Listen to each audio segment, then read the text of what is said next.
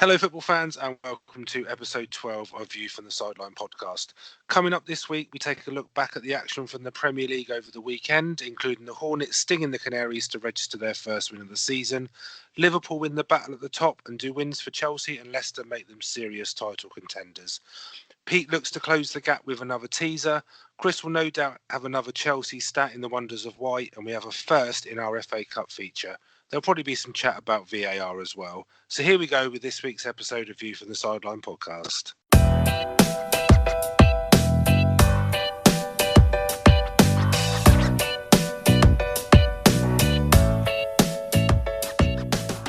Hello everyone and welcome to episode 12 of View from the Sideline podcast. I'm back, so it's Rich here. Chris is here as well. How you doing, Chris? Welcome back, mate. Yeah, I'm doing all right. Yourself? Yeah, good. Yeah, refreshed after my week off. Didn't do a lot, but obviously listened to the podcast, which was great. Liam did a good job. Felt a bit sorry for him, really, having the Liverpool Villa game. Yeah, bit of a kick to the stomach, bless him. Yeah, to have to review that. We'll get him on again at some point. We will do. When Villa win. When Villa win, he can come on. When will that be? That's a bit harsh. That could be a while. Yeah. That could be a while. Yeah, maybe. So as we said in the intro, there's lots to talk about this week. Lots of goals, lots of action, lots of talking points. VAR's back as always, so we'll be taking a look at that. So, but we'll start as we always do with Pete's teaser. Just got to say, well done for last week, Chris. With the Pochettino guess. When I was listening to the podcast, it was almost tense waiting for you guys to answer it. Yeah, we had the two I think nailed on, but it was just trying to guess the third one. And then something just crept into my mind that it might be him. So yeah, I think it's 7-4 overall now that we're leading. So anyway, let's see what Pete's got for us this week. In the history of the Premiership, who is West Ham's top scorer of all time with 47 goals? Okay, thanks, Pete. I'm not sure I know that, Chris.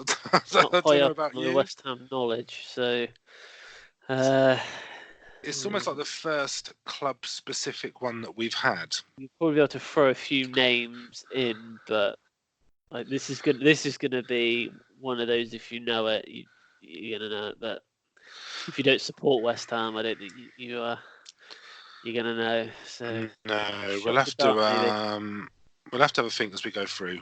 But yeah, so we'll come back to the teaser at the end of this week's episode. So we'll go into the Premier League review. I think there's only one place to start really, which is Anfield. So the game Sunday afternoon, Liverpool 3, Man City 1. Strange game, really. Lots of talking points, lots of sort of different opinions on the decisions. I'm not sure what you think, Chris, but when I saw the team, especially from the City perspective, the back five, because I mean we'll put Bravo in obviously because he's not first choice with City. No. They looked a bit weak. I think there were signs with the team selection that they might struggle. Oh, definitely. I think the first sort of 20 minutes showed them actually struggling at the back, trying to defend obviously against Firmino, Mane, and Salah. You know, they did struggle a lot.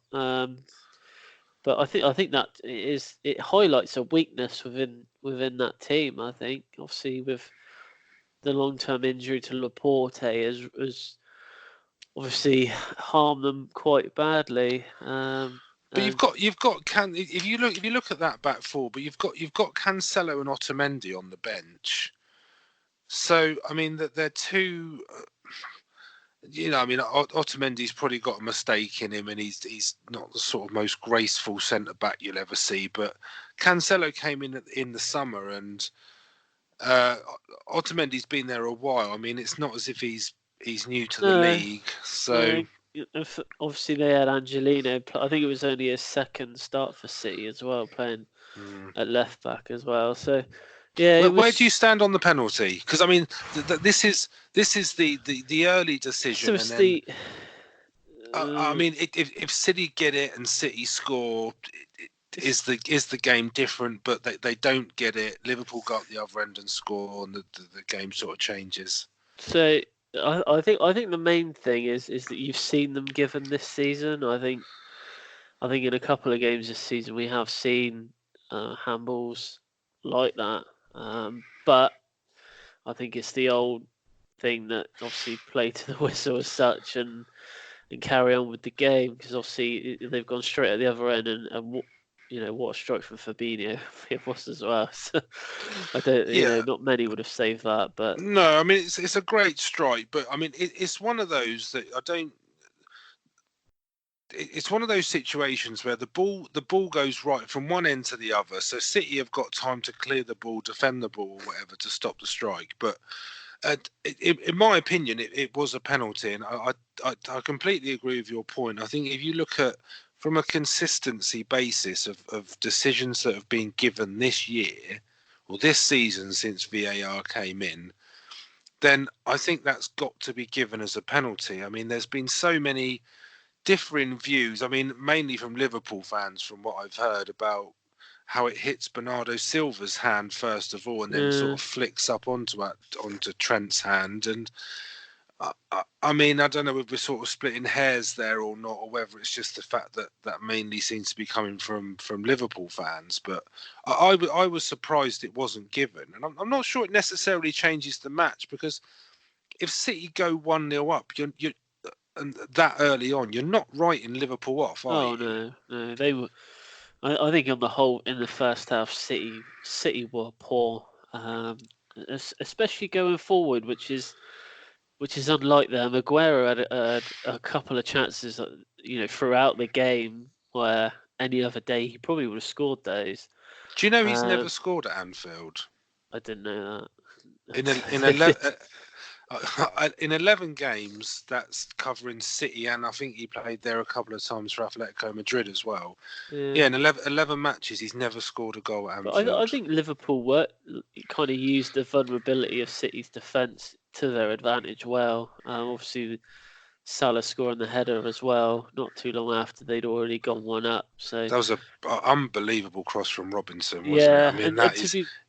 If you're going to put it anywhere for him to score, that's where it needed to go. And to be fair, Liverpool could have, there was you could have picked out a few more chances of Liverpool had in the first half, and they could have easily gone in at half-time 4, maybe 5 up, But I think it really did show the sort of difference between the teams this season, and if you weren't a football fan and you watched that game for the first time, I think you could probably guess which team it was that was currently top of the league and at that time 6 points ahead. So, well, I mean, I think that City didn't take. I thought it was quite an even game, but it was the effectiveness in the final third.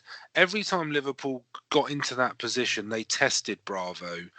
That they made him make a save. I think the one thing that City didn't do is they didn't make Alisson make that save. There was a few chances with Aguero where he misses the target or he drags it across goal, and I kind of thought that was one of the main differences. Yeah, but to be fair, when after they had scored, Man City had eventually scored a goal. They were the better team for the last sort of 10-15 minutes. I mean, yeah, if they got another goal with 5 minutes to go, I mean, that would have been a cracking as finish. well, where the ball comes in on the floor and Jesus almost tries to spin and kick it, and it's completely gone past him in the end. But if that goes in, well, you never say never, but I thought Liverpool looked comfortable. I think throughout. Yeah, I mean, especially I agree. Defensively, I think. I think they deserve. They deserve to win. I think there's a lot of City fans that are saying that they sort of disagree with that, but I think that's almost a bit of blind loyalty, really. Yeah. I can't justify City deserving that to win that game, but So that win for Liverpool, with the other results from the weekend, their lead is extended to 8 points at the top. 9 points again clear of City now. So we'll move on to the team that's actually in second place, so Leicester. So the late kickoff on Saturday. Yeah. Certainly not a shock as far as I'm concerned. I was going to say that to you. I think. Would you have expected Arsenal to actually get anything from this game? Or no, I mean but this was one of the games that was in our predictions, and I think you and I both went for a 2-1 win for Leicester. So I'm not surprised by it. I think Arsenal played how Arsenal have played this season. I mean, one shot on target in the whole game. Aubameyang, Lacazette, Pepe. I mean, to be honest with you, it's almost as if all three of them have gone missing over the last couple of weeks. And when you look at those three on paper, it's frightening to see how much talent they've got between them, but it just doesn't, even just the pace. The pace of those three is crazy. But I mean, with Arsenal, that's one win in the last 5 now. For them, and that win was the 1-0 against Bournemouth. So did you see? I don't know if you saw much of the day too, but they showed a small video clip of an Arsenal fan saying that he thinks it's time for a change. This is already, but I think there's a lot of fans saying that. But I mean, there's 2 questions for me. I think that I was going to put to you that come out of this game. One is, should Emery go? And secondly, do you think Leicester can maintain this? I mean, there's a lot of comments that have been made over the weekend, and I actually agree with it. I think this Leicester team is better than the team that won the league. Yeah, I'd agree. It's certainly got more potential, and it's more I think the depth exciting to watch. The depth, and you say about excitement. The Vardy goal, you've got sort of like a one-touch pass going on inside the box. There's like 3 or 4 one-touch passes, and it ends up to him, and he plants at the back of the net. They do play exciting football under Brendan Rodgers, which this may seem hard. And Maddison's goal was really nice, well drilled sort of shot just outside the box. But I mean, they're not missing Harry Maguire either. I mean, they've got the best defence in the league. This is the problem. They're actually better without Maguire. And then you look at the problems at United. And... Well, your mate at the back. I mean, he's having a blinding season. Your Turkish mate that I can't pronounce it either. So we need to give him a nickname. But to be fair, of all the games I've seen Arsenal play this season, defensively, they weren't that bad on Saturday. I didn't think that they were, the 2 goals that Leicester did score it was just down to good passing into the box and scoring a goal. But they weren't. Yeah, but I mean, they didn't. But I mean, that's not Arsenal, is it? I don't think Arsenal going to Leicester and sort of almost shutting up shop and just having the one shot on target is probably what the one you expect place from them. Want to go at the moment is Leicester. No, I agree, and I mean, just certainly a team I wouldn't want to be playing.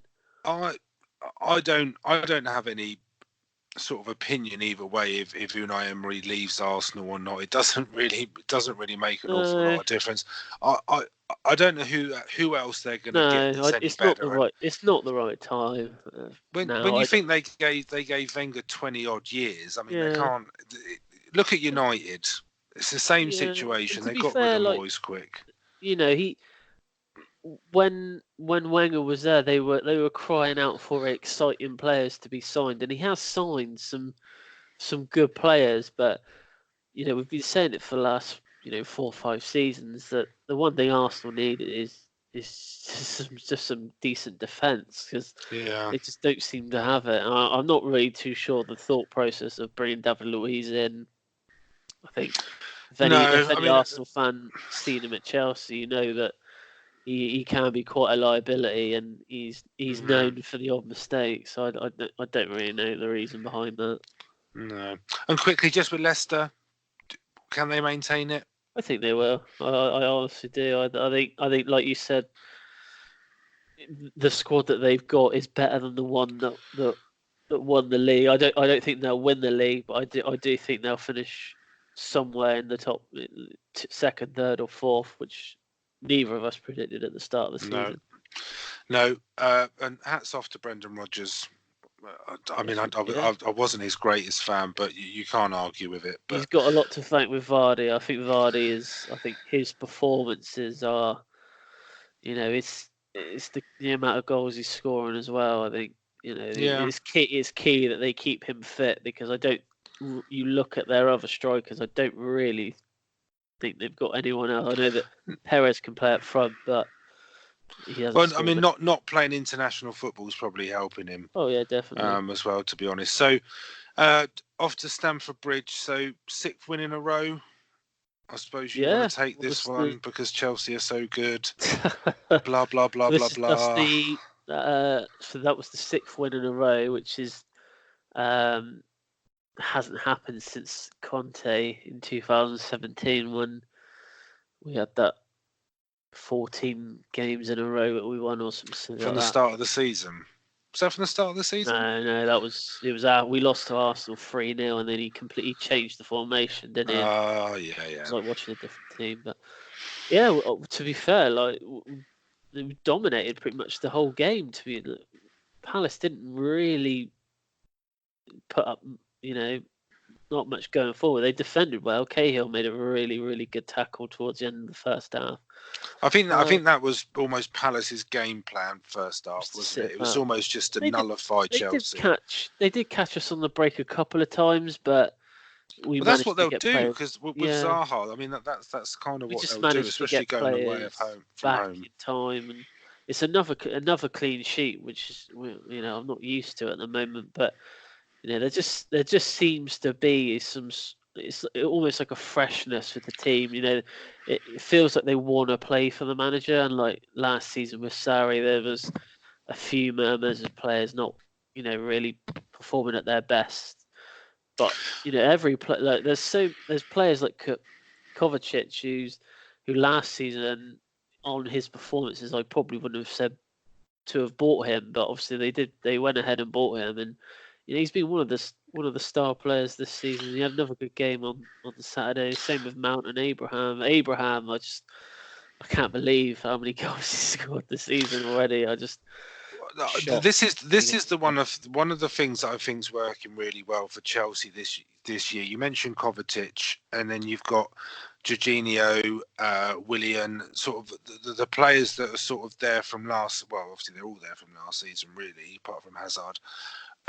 But they're all playing really well, and then if you add that to the mix of how Mason Mount's performing, how Tammy Abraham's performing, and then put Pulisic's form on top of that, it's almost like they've got the perfect blend at the moment.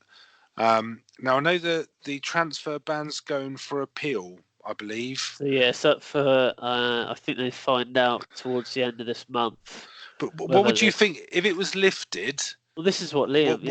What does Lampard do in January? Honestly, I think if it lifts it, I wouldn't touch. If we maintain, I'm not saying we're going to win every game up until January, but if we maintain sort of 3rd and 4th spot, which I think we will up until the end of the year, personally I wouldn't change too much. I still think maybe a left back. Obviously, we have got Alonso and Emerson, but I think that's one area I think that he may look at. Centre back wise, we've got Rudiger coming back, which probably means Tomori will drop out. I think Lampard's quite keen on Zuma, so I think he'll stay.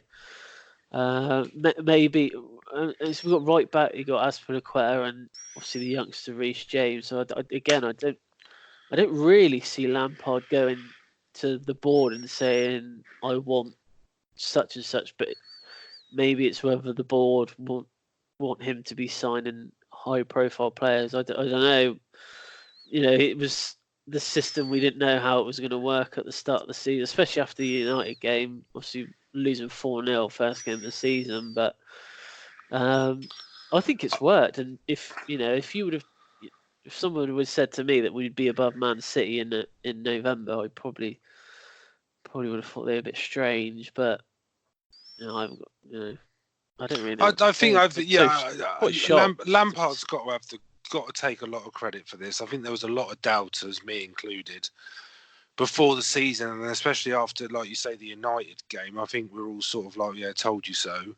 But I think the board would probably back him even if he didn't want to spend any money because of where they are. I don't think to be fair, I don't think that they'll get it revoked or whatever.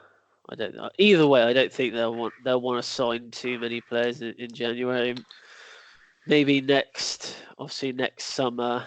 I think Giroud will be out of contract, and they'll probably try and get rid of Batshuayi, maybe signing another striker. But it all depends who's available. Really, there's no point just signing a high-profile player for the name's sake when you've got Tammy Abraham, who's on course to probably be scoring 20 goals plus this season. So we'll wait and see.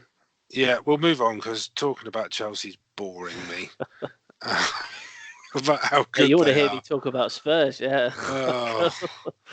They didn't play at the weekend. So we'll go to St Mary's next. So I don't know, with Saints, obviously living in Southampton, you talk to a lot of Saints fans, you hear a lot of stuff in the local press, all that sort of stuff. I mean, they're just so poor from set pieces. I know we've said it before, but a corners or a free kick sort of anywhere near their goal is as good as a goal. It's exactly what I thought when I was watching the game. It's like they're up to their old tricks of trying to defend set pieces again. And I mean, this is almost one of those games that, and I don't want to take anything away from Everton because I thought Everton did play pretty well, but Saints lost that, I think, more than Everton winning it. The defending for both goals, as good as the cross is in for Richarlison's winner, the defending is non-existent. Someone needs to get a foot in before he gets to the ball. I agree with that. I mean, their goal, I mean, Danny Ings, it's what he's been doing this season. It's sort of like the customary sort of 2-3 yard finish. He's scoring these goals, otherwise real trouble. You've got, as a striker, you've got to get yourself in that position. So from that perspective, he's doing the right thing. But 1 point from their last 5 now, Saints, worst goal difference. I know they sort of got tonked 9-0 by Leicester, but they still lost 9-0. I mean, even if you take that away, their goal difference is pretty poor. I feel a bit sorry for the keeper, to be honest. I know that I quite rate Angus Gunn. I think he's a decent keeper, and I don't know whether he's sort of suffering the sort of misfortune, if you like, of being the keeper in the 9-0 game. But I don't necessarily think that game was his fault. They've brought Alex McCarthy back in, but he had a good game last week, though. McCarthy, when they played City, he made some good saves to keep the score down. But I think the thing is, I'm not saying he's not a decent keeper, but I just wonder. I mean, they've started they finished last season and started this season with Gunn in goal. I don't know whether it's a confidence thing or something behind the scenes, but Saints need to sort this out. Otherwise, they're going to be in big trouble. I think they just look. They look you can hardly talk being a Spurs fan, but they look no more than average. I think they don't look like a Premier League side. They didn't improve the squad at all in the summer. They let Charlie Austin go. I think that was probably a bit of a mistake, but I mean, he weren't scoring either. I mean, I know. For the money he was on, bearing in mind he was a free transfer, I think that's well, it is. Yeah, it is options, but it's the same old with Saints for me. They let these players go, but they don't replace them. That they don't bring anyone in that's going to improve the team. But a good win for Everton. Eases the pressure on Marco Silva a bit. I mean, if they had lost that, I think he would have been gone. Yeah, he could have been in a lot of trouble. But I've heard that he will be, either way, he'll probably be going in the next couple of weeks, I think. Marco Silva or Hasenhüttl? Silva, really? Yeah. Seen it today in the paper saying that they're lining possible candidates up, but They didn't say who. No. Sorry, I'm just going to... There's been another go at Yeovil. I know we're not doing Yeovil Watch at the moment. Not good news for you, I'm afraid, Chris. The dream's over. The FA Cup, the Wembley dream's over. Okay, so we'll go to Old Trafford, Man United, Brighton. I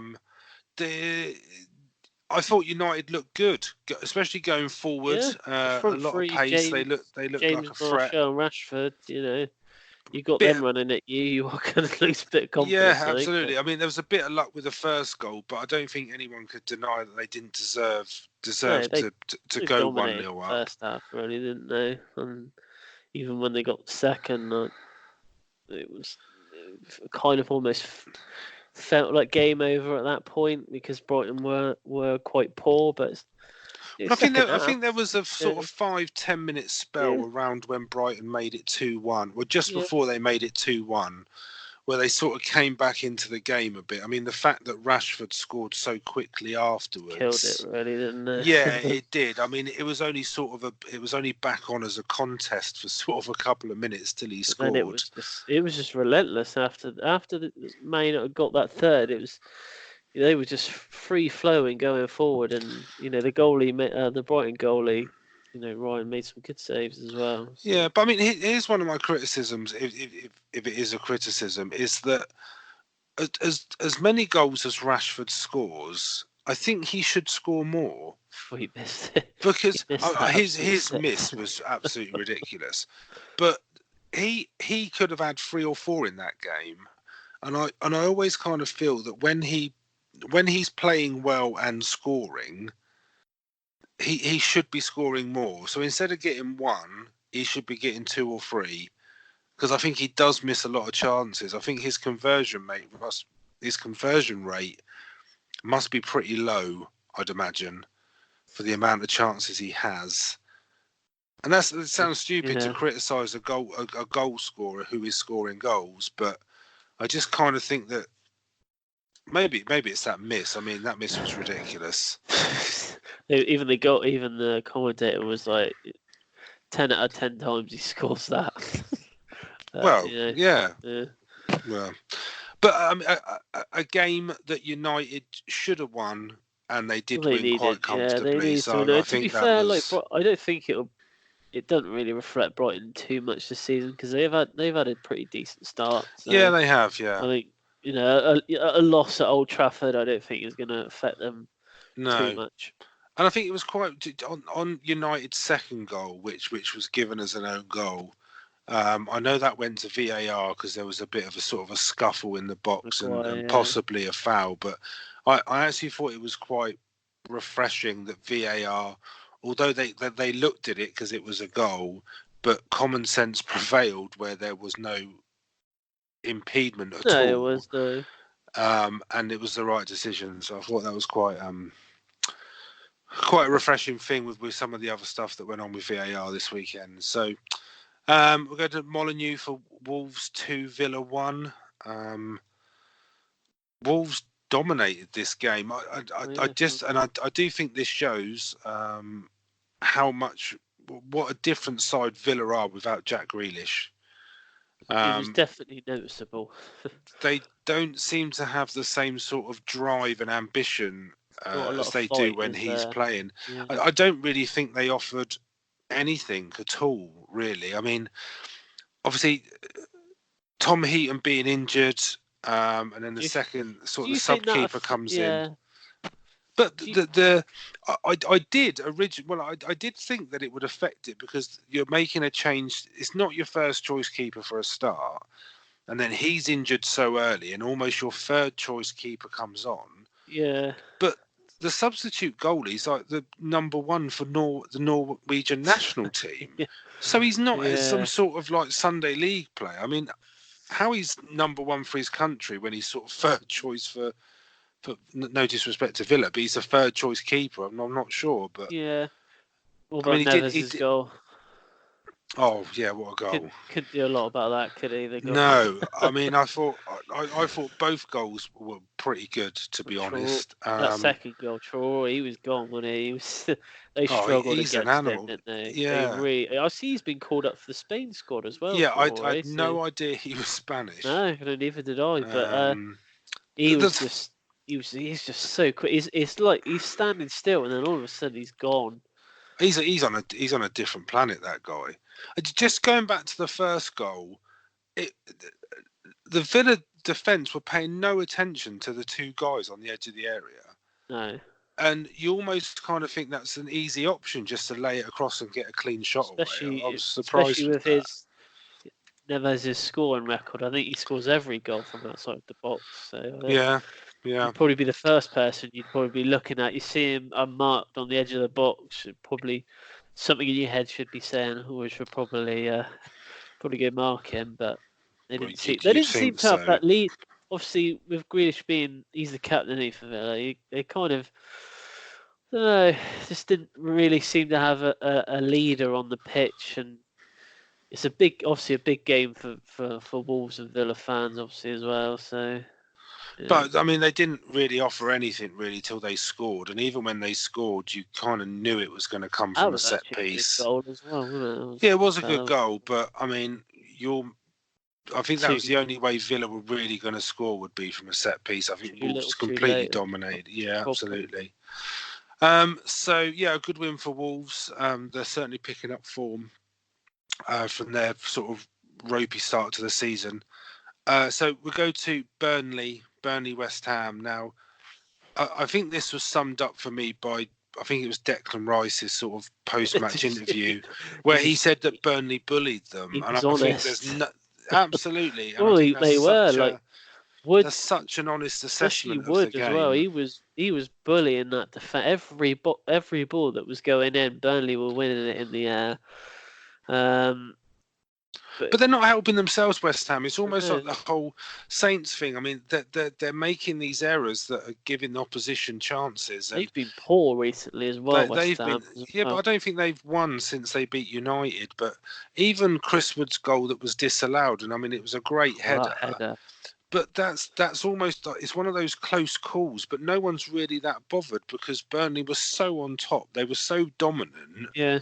That it's not really even a talking point. And for me, the third goal just sums up West Ham at the moment.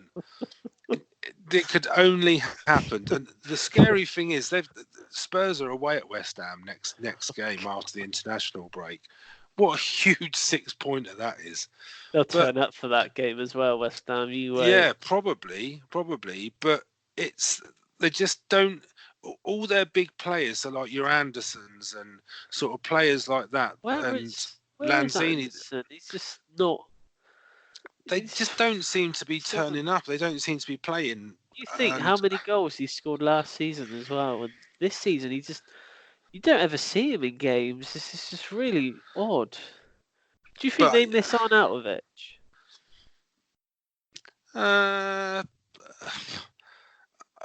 I think they'd need sort of Messi, Ronaldo, and Neymar and Mbappe at the moment. I wouldn't say they miss him. I mean, his thing was sort of the off-field and sort of causing problems, wasn't it? But I mean, I think they're that bad at the moment. I think they would need a lot more than him. I mean, their form is terrible. Because they've always been a team that have been a bit hit and miss, but for the last 4 games, they really have been miss. I mean, the only point they've got sort of going back, so the last 5 games, the only point they've got was at home to Sheffield United, and I mean that's not necessarily a bad result, but sure, they're well, I mean it's a point against the top 6 side, isn't it? We drew with them as well. I mean, you're looking at West Ham. I mean, the form. There's going to be sort of a theme, I think, over the next couple of weeks in the Premier League, where if the form of the bottom 3, so Norwich, Saints, and Watford, wasn't as bad as it has been, you could have teams like West Ham, Spurs, Everton that would be in real trouble. So West Ham are 5 points clear of the drop zone, but Watford are on 8 points and they've just won their first game. So that sort of tells you how bad West Ham's form is at the moment, and certainly something that needs to improve quickly. Because I mean, Pellegrino's his head's on the block now, isn't it? Really? Oh, yeah, he's one of a few, I'd say, in the Premier League at the moment.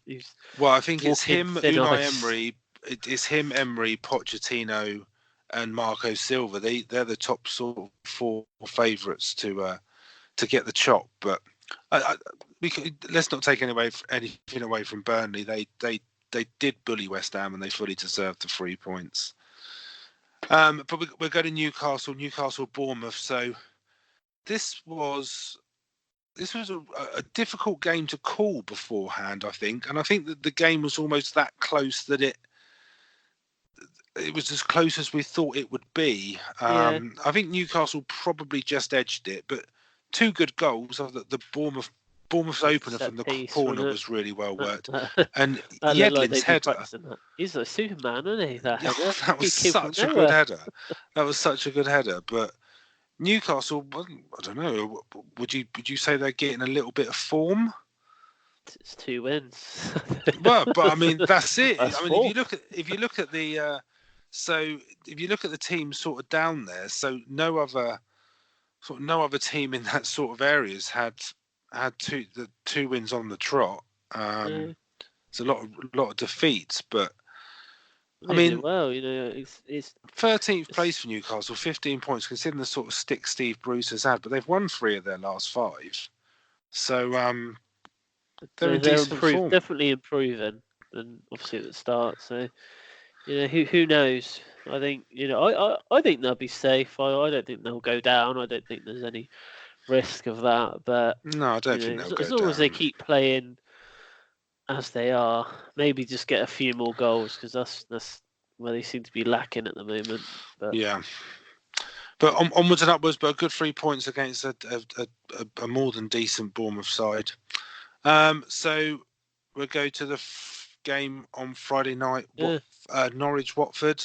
Good start from Norwich, wasn't it? Well, I mean, if you're to start a game. No, but if you're anything to do with Watford, there is no better way to start the game. Not necessarily from the opposition's mistake, but an early goal away from home against a team that is struggling just as much as you are. You couldn't have wished for a better start, I don't think.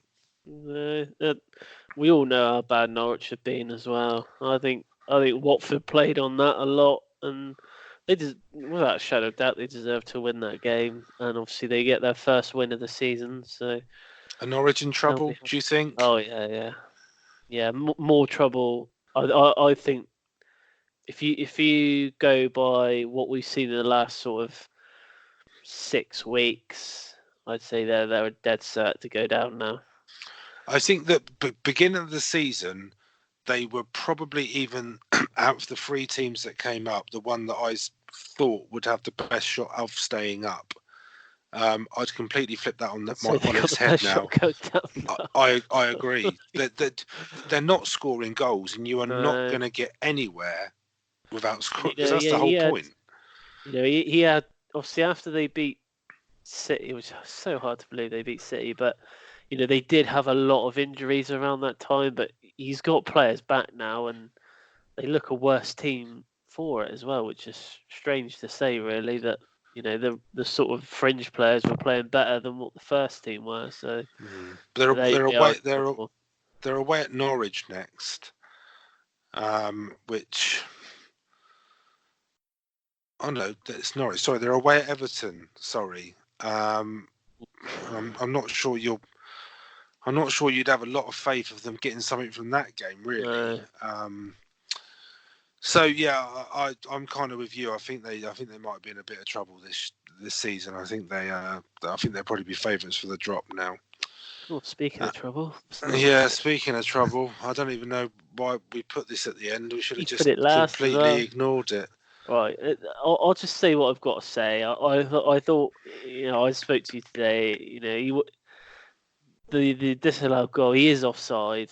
There's no doubt in that. But it's just the sheer, the scale of it is just ridiculous. Like I know, like, he's offside, but seriously, by a toe, it's just, I don't know. Yeah, the thing I would say on that is I think that I'll always refer back to Son being offside for Spurs against Leicester, and looking back, that's almost like a huge turning point in Spurs' season, because if that goal had stood and we were 2-0 up with sort of 20-25 minutes to go, it may have put a sort of completely different complexion on our season. But that offside call was so close that I think that's almost the bar that's been set now, that you are going to have offside calls where it is literally the smallest of margins, but they will be called offside. And I think from a VAR perspective, offsides last season was probably one of, if not the biggest sort of point that was debated in football, and I think it almost clears that up. As long as they keep it consistent with that, I think offside is one of the easier ones to call now with VAR, because they got the little lines, haven't they? So they but that's the only one that isn't. It's almost there's no interpretation. There's no sort of judgment on that. It is black or white. There's no sort of my view is this or my opinion is that. So you can't argue with it. They've got that, but would you say a draw was a fair result? Or did you think that? No, I mean, my brother went to the game, and I spoke to him afterwards, and he pretty much said that either team could have won it. Sheffield United had a good chat towards the end of the game. Yeah, they Sheffield did. United probably could have won it, but I mean, I look at it from the perspective you go as a whole. Well, I mean, look at it. I mean, Spurs took the lead from a defensive error from Sheffield United, and if that error hadn't have occurred, I'm not sure Spurs would have scored. So I don't think Spurs offered that much going forward at all. And from what I've read and listening to it on the radio and seeing the highlights on telly, I would say Sheffield United probably just edged it. I know their away form is brilliant. They're having a really good season, and I don't mean any disrespect to them at all, but Spurs should be playing them off the park at home. I said that. We ended up drawing with them as well. They're a hard team to break down. They are, but these are. But I'd say the same about Chelsea. Chelsea should have been playing them off the park. Oh yeah, definitely. I think at home they're a different proposition, but these are consistently sort of top 4, top 6 sides in the Premier League. And I'm not taking anything away from Sheffield United at all. And I would say that I probably think they deserve to win the game. But the frustration for me with Spurs, and sort of especially at the moment, and I mean, Harry Kane was almost non-existent in this game. I don't think he played well at all. I don't think he didn't create chances. I mean, I know there's sort of issues with if he's not getting the service, what do we expect him to do? But the whole thing that sums this up for me is Christian Eriksen, where Poch has got him on the bench. We're struggling to break down Sheffield United, and then, like I say, I mean, we get the goal through a defensive error in the end, but we're struggling to break them down. When we do score, they equalise, I mean, relatively quickly. Yeah. And he's normally the sort of player that, I mean, he did against Villa in the first game of the season. He's the sort of player that you would bring on to unlock a defence, or to make that killer pass to make a difference. He didn't bring him on. Now, if he's not going to bring him on in that sort of situation, I don't even know why he's on the bench. Why would you have him on the bench if you're not going to use him? Yeah. And this whole, I mean, midweek. So in the midweek against Red Star, Spurs went away. I mean, a great result, 4-0. Lo Celso scores, he has a good game. Sort of Spurs fans on social media are raving about how good he is. And then after the game Saturday, everybody's saying that he won't be able to cut it in the Premier League. He's not good enough for the Premier League. And I just think that sums up Spurs at the moment. And I am writing this season off. And like I said to you, it's a good... For Spurs, it's a good point against a top 6 side, and it's a point closer to safety. Just quickly before we finish it, do you think Poch knows what to do at the moment with the squad? Do you think he hasn't got? No, but I don't think it's. I don't know. But I don't think the squad's deep enough to cover the issues that he's got. I mean, like, Alderweireld's not playing, but I mean, I'm not sure whether he's injured or what. But he's at the zoo. I mean, he's putting pictures on Instagram. Are you tracking him? No, he's on Instagram. He's at the zoo, and like Vertonghen's not playing. I mean, Eric Dyer has had a massive dip in form for me. Yeah. And then you've got Christian Eriksen on the bench, and he's not getting. Don't have him on the bench, in my opinion. I mean, Harry Winks doesn't seem to be playing. I mean, he took Dele Alli off and put Foyt on, and I'm not sure whether that's because Sheffield United changed their tactics or we were 1-0 up and he wanted to shut up shop. I mean, if that's the case, then that's just ridiculous. It didn't work. But I don't think. I mean, and we're being linked with every player in the summer. We're being linked with goalkeepers. We're being linked with Memphis Depay. Sorry, we've been linked with for sort of 70 odd million. I mean, he's not going to go out and spend hundreds of millions in the January transfer window. No. It's just not going to happen. So it will just be an underachieving, under sort of subpar season from Spurs, I think. Yeah, I don't know. You can stop talking about him now, mate. It's getting you down. I'll tell you now, the worst thing would be if we finish third in our Champions League group and we go into the Europa League. Well, actually, that could be a good thing because it'd probably be the best shot we've got of getting into the Champions League next season. But so maybe, yeah, that's not Spurs bad idea, will be last. Just get kicked out of the Champions League to go into the Europa League to then qualify for the Champions League. It's not a bad plan, actually. No, well, Spurs will be last. Spurs will be last in our reviews for every season, every week now. Yeah. All right. Okay, but that wraps it up for the Premier League review. So we will come back in part 2 where we'll start off with the action from the Championship and the other EFL divisions.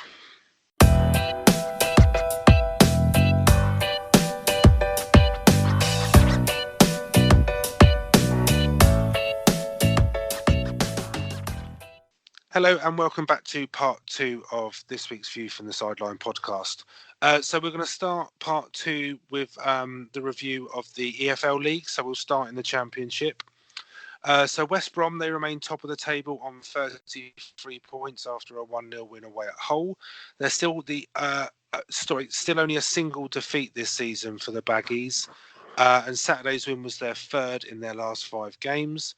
Preston remain in second on goal difference after a 3-1 win at home to Huddersfield and have 31 points, as do Leeds, who are in third. They beat Blackburn 2-1. Swansea were the only team in the top 6 not to win. They were held to a 2-2 draw away at Sheffield Wednesday. Nottingham Forest and Bristol City make up the playoff places after wins against Derby and Cardiff, respectively. At the bottom, Barnsley remain without a win in their last 5. They lost 4-2 at home to Stoke, a win which sees Stoke lift off the bottom of the table at the expense of Barnsley. New manager as well, isn't it? So... Yeah, and Neil Warnock's left Cardiff today as well. Yeah, I saw. So a few changes in the Championship. Middlesbrough, they occupy the final relegation place despite a point in a 2-2 draw at QPR. Now, with regards to League One, and be the same for League Two as well, there weren't any games at the weekend due to the FA Cup. But just to give you a reminder of where they were. So Ipswich, they're top on goal difference from Wickham, who were in second. Peterborough, they're 5 points behind the top two in third. And then there's 3 teams that are joint on 26 points with only goal difference separating them. And they're Oxford, Fleetwood and Coventry. So just from an FA Cup perspective, so Ipswich drew 1-1 with Lincoln and Wickham drew 2-2 with Tranmere. So the top two in League One are going to a replay. At the other end, Bolton, they do remain bottom, but they have cut their points deficit to a -2 after 2 wins on the spin. They did lose at the weekend in the Cup to Plymouth 1-0. But they're only 7 points behind Southend, who are on a run of 4 straight defeats. MK Dons, they're in the final relegation place, and they're also on a terrible run of form, losing 4 of their last 5. Wimbledon, they're only outside of the relegation zone on goal difference. So MK Dons and Wimbledon level on points. But I like to do it, Chris. So where would Bolton be without their points deduction? So they'd be still on above, 30. Still above Southend? They would be above Southend, yeah. Good. That just shows how bad Southend starts the season has been. Do you want to just give us a quick update on League Two, Yeah, Chris? so League Two, it is still pretty tight at the top. Forest Green on 31. Bradford, Swindon and Crewe in that order from 2nd, 3rd and 4th are all on 30. Exeter 5th on 29, Cheltenham 6th on 28 and Newport on 27 in 7th. Morecambe are still bottom of the pile, though they are joint 13 points with Stevenage. They have a worse goal difference. Some of the FA Cup results. So there was quite a bit of a giant killer. Leyton Orient lost to Malden and Tiptree.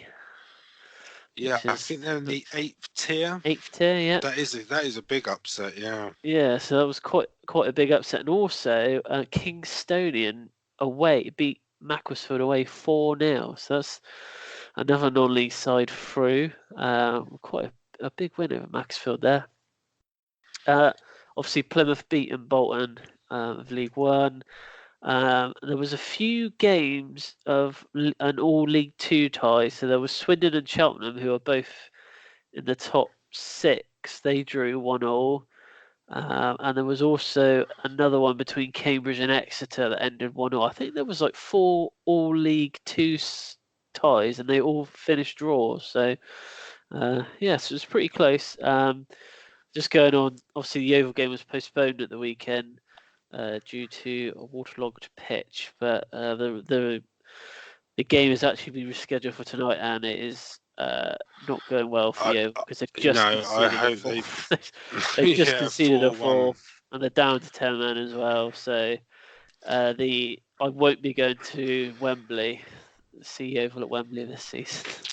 The dream is over. You can score too early. Although the dream is not over for our team, our following team, is it? I wish we had a fanfare at this point because it has finally happened. Finally got a team through a round. We have. So Altrincham, who are our team for the podcast's feature, so they went away to York City at the weekend in the first round of the FA Cup, and they won. Just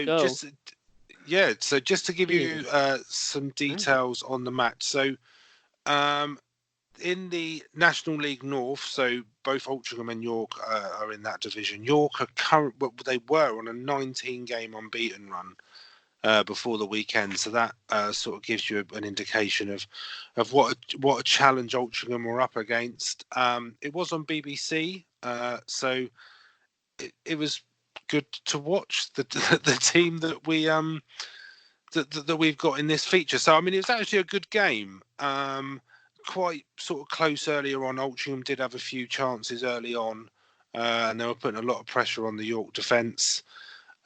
Newton hit the bar for York with a decent free kick from the edge of the area, which was probably the biggest sort of threat to the Altrincham goal in the first half. So it was goalless at the break, and then into the second half, Altrincham, they did ride their luck a bit.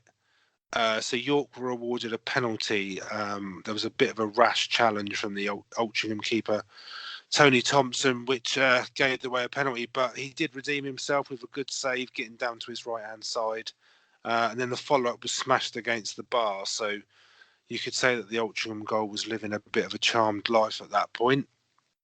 But then in the 82nd minute, a goal on the break. So Tom Pearce scored a decent goal, really. Like I said, it was on the break, a decent ball to set him up.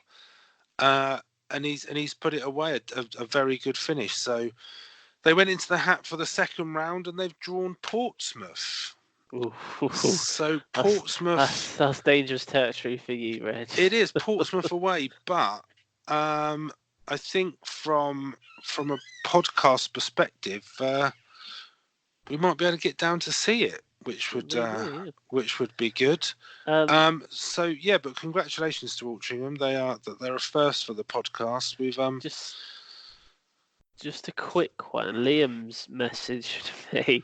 He's just messaged me saying Cheltenham are having a mad game tonight. I was a bit confused. So I just looked, and they're playing in the EFL Trophy against Newport County, and the game is Cheltenham 4, Newport 7. It was that's a game. It was 5-3 to 4. It was 5-3 to Newport at half time. God, I mean, there's plenty of goals around in that tournament tonight, and some sending offs. 6 now, yeah. Oh, mad. 5 sending offs. Crikey, 7-4. That's a game, isn't it? EFL Trophy. That's the non-league one, isn't it? Sorry, I'm thinking of the Carabao Cup. I'm thinking, why are they playing in that? No, it's the one that the Premier Under-21 team. Yeah, I think because Spurs Under-23s have lost to Gillingham tonight. So anyway. A great win for Altrincham into the hat for the second round, and a decent draw away at Pompey. So congratulations to them. So we'll move on to predictions very quickly. So our first tie of the season last week, where James was our guest, so 9s all round. I did speak to him on Monday, I think it was, yesterday. Because there was a late goal, so the late Huddersfield goal with sort of, I think, 5 minutes left, and also there was a really early goal in that game as well, which stopped him getting the golden goal in the Liverpool game. So it could have been very different, which was the same for him last season, if I remember rightly. Yeah. At half time, he was like getting the highest ever point score ever. But the same thing sort of has happened to him this week. And then this week, no Premier League and Championship action. So we've got a Euro qualifier special with Dave as our special guest this week. So we'll get the matches out online, and then we'll be posting the results after the games at the weekend. But as always, you can go onto the website at vftsl.co.uk for all the details about the predictions challenge, and also any other details about the podcast. So Chris, it's your time to shine. Wonders of White. Are you ready? Yes, I am. So Kingstonian have recorded the biggest win for a non-league side against a league side since 1973, when Walton and Hersham beat Brian Clough's Brighton 4-0. Manchester City have won 25 points from 12 Premier League games this season, the lowest ever total from a Pep side at this stage of a top-flight campaign. Prior to the match on Saturday, Cesar Azpilicueta had started each of Chelsea's last 73 Premier League games, dating back to December 2017. This was the longest current run of any outfield player, which is now being held by Nathan Ake, who is on now 65 starts in a row. And lastly, Ryan Fraser has registered 16 assists in the Premier League since the start of last season, which is more than any other player. And I read today that he's in advanced talks with Liverpool, apparently, for a January transfer. Blimey. Be an interesting one. Okay, so we can't avoid it any longer. So we better go back to Pete's teaser. So I've West been thinking Ham's about this one, right? about- all-time leading scorer What in about the Mark Premier Noble? League. How many goals has he scored? He's been there for years, hasn't he, Mark Noble? Yeah, I think he's been there a while. I was thinking Di Canio or Freddie Canute, Andy Carroll. Mate, I literally have no idea. I have. Did he even play 47 games, Andy Carroll? I don't know. I tell you what, Chris. Bearing in mind, I think he's their penalty taker. Should we go for Noble? All right. Yeah, let's go for Give Noble. me 1 minute. We'll go with a bit of a sort of left field answer. So If it's third was Carlton Cole with 41. I never would have got that. Mark Noble was second. Oh, damn you! Which means that we did mention him actually. It was Paolo Di Canio on 47. So Mark Noble is 4 off Di Canio's. So he needs 5 to beat the record. So yeah, but at time of recording, he's not. Okay, so 7-5. He's got us this week. So thanks, Pete. Thanks for the teaser. I'm sure we'll have another one next week. See if we can regain for today, Chris. Again, lots of action. We're going into an international break, so we won't have a podcast next week. And depending how Spurs get on against West Ham, Chelsea. You got City, haven't you? Yeah. So we may not have a podcast the week after. I'll still be here because we'll still be in the top 4. So yeah, that is it. Maybe we should give Liam a call. See if he's free. Okay, but so thanks for listening. As always, please subscribe for YouTube and follow us on social media if you like what you're hearing. And we appreciate all the support. So thanks for listening. See you later.